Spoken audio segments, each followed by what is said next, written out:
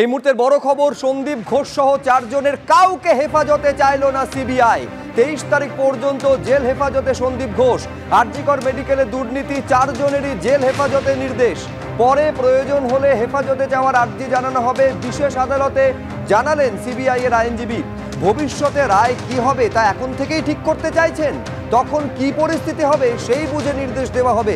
CBI এর আইনজীবীকে কার্যত ভর্ৎসনা বিশেষ আদালতের বিচারকের। আর একবার বলবো, এই মুহূর্তের বড় খবর, সন্দীপ ঘোষ সহ 4 জনেরই জেল হেফাজত। এই 4 জনের কাউকে নিজেদের হেফাজতে চাইলই না সিবিআই।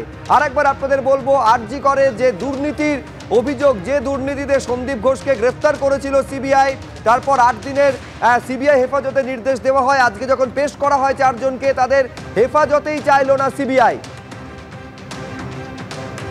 প্রকাশ সিনহা আমাদের প্রতিনিধি আরো বিস্তারিত এই নিয়ে বলবেন। প্রকাশ, এই 4 জনকে আদালতে পেশ করা হয়েছিল, প্রথমে ভার্চুয়ালি পেশের আবেদন জানানো হয়, সেটা নাকচ হয়ে যাওয়ার পর সশরীরে পেশ করা হলো। কিন্তু তাৎপর্যপূর্ণ যেটা, দুর্নীতিতে একেবারে লাগামহীন দুর্নীতির অভিযোগ সামনে এসেছিল, যে অভিযোগে গ্রেফতার করা হয়েছিল সন্দীপ ঘোষ সহ 4 জনকে, তাদের কাউকে হেফাজতেই চাইল না আর সিবিআই। একদমই আমরা দেখলাম আশ্চর্যজনকভাবে যে ফরওয়ার্ডিং লেটার আজকে কোর্টে পেশ করা হয়েছে সিবিআই তরফে। সেখানে কিন্তু সিবিআই তরফে একদিকে বলা হচ্ছে যে গভীর ষড়যন্ত্র রয়েছে, একটা বিগ স্ক্যাম, এই সমস্ত তথ্য পেশ করা হচ্ছে, কিন্তু অপরদিকে চায় না সিবিআই। অর্থাৎ সিবিআই এর তদন্তকারী অফিসার এবং সিবিআই এর আইনজীবী আজকে কোর্টে দাঁড়িয়ে বলেন যে তাদের 8 দিনের রিমান্ড শেষ হয়েছে।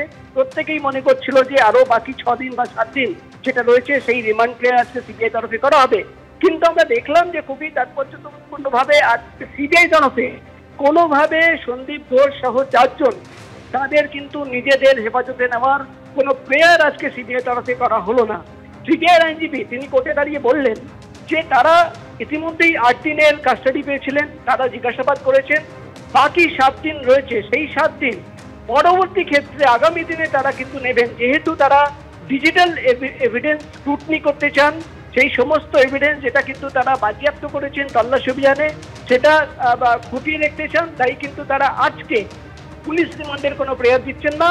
ফিউচারে আগামী দিনে তারা কিন্তু পুলিশ রিমান্ড চাইবেন, এমন সম্ভাবনা কিন্তু সিবিআই আইনজীবী তরফে জানানো হয়। কিন্তু আমরা দেখলাম বিচারক যখন নির্দেশনামা লেখাচ্ছিলেন বা নির্দেশনামায় বিচারক এটা বলছেন যে সিবিআই এর তদন্তকারী অফিসার তিনি গেছেন যে ভবিষ্যতে আমি কি রায় দেবো সেটা এখন থেকে সিকিউর করে নেওয়া, অর্থাৎ এখন থেকেই তিনি ঠিক করতে চাইছেন যে ভবিষ্যতে আমি কি রায় দেবো সেটা কিন্তু আমি অ্যালাউ করবো না। রীতিমতো কিন্তু সিবিআই এর অফিসারদের ভর্ৎসনা করলেন বিচারক এবং তিনি বললেন যে ভবিষ্যতে আমি কি রায় দেবো সেটা এখন থেকে তদন্তকারী অফিসার ঠিক করতে চাইছেন, সেটা কিন্তু আমি অ্যালাউ করবো না। ভবিষ্যতে ফিউচারে কি হবে, আমি পুলিশ কাস্টাডি দেবো কিনা সেটা কিন্তু তখনকার পরিস্থিতি দেখে আমি সিদ্ধান্ত নেব। অর্থাৎ আজকে সিবিআই তরফে যে নতুন আইন আছে, তুমি জানো বিএনএস আইন, ভারতীয় ন্যায়, সেই আইনে প্রকাশ, আমি শুধু এইখানে একটু সংযোজন করতে চাইবো, সেদিন তুমিও শিয়ালদা কোর্টে ছিলে, এই মন্তব্য পর্যন্ত বিচারক করেছিলেন যে আমি তাহলে সঞ্জয় রায়কে জামিন দিয়ে দিই।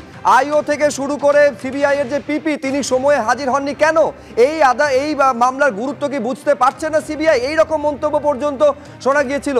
সেদিনও সিবিআইকে কার্যত ভর্ৎসিত হতে হয়েছিল, আজকেও দেখা যাচ্ছে বিশেষ আদালতে সেই সিবিআইকে আবার ভর্ৎসিত হতে হচ্ছে। অর্থাৎ পুনরাবৃত্তি, যা শিয়ালদা কোর্টে হয়েছে স্পেশাল কোর্টে তাই হচ্ছে।